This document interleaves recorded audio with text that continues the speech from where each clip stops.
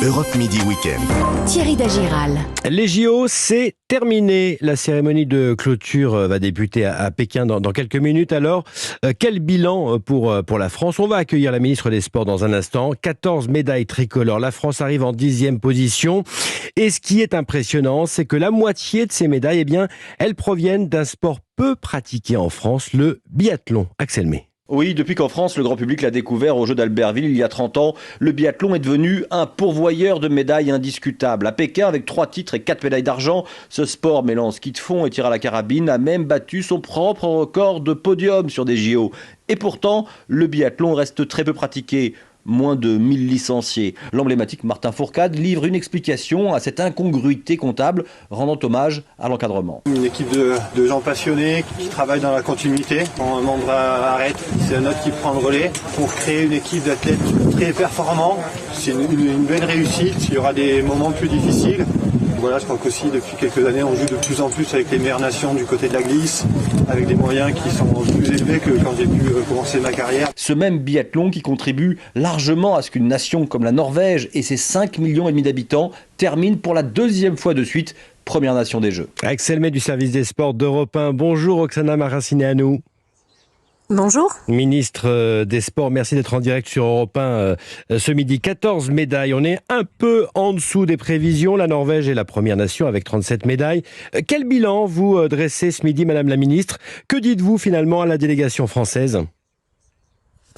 Écoutez, je leur dis bravo, merci aussi parce que au sortir de cette période compliquée pour tout le monde et particulièrement pour des athlètes qui doivent entretenir leur motivation, leur capacité à voyager pour s'entraîner, pour faire les stages de préparation pendant les mois qu'on a vécu ces dernières années, c'était compliqué et franchement c'est un bilan très correct. On est quasiment au même nombre de médailles qu'à Pyeongchang.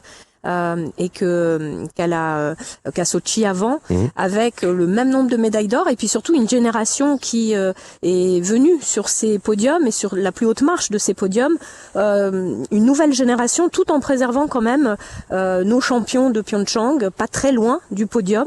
Donc je pense que c'est positif parce que quand tous ces athlètes arriveront à performer en même temps, eh bien on a quand même des équipes de France sur ces 3 sports de ski, de biathlon, de ski de fond et de patinage très performants, je trouve. Quelques images fortes de ces JO pour vous, Madame la Ministre. Le biathlon, bien sûr, l'avènement de Quentin Fillon-Maillet.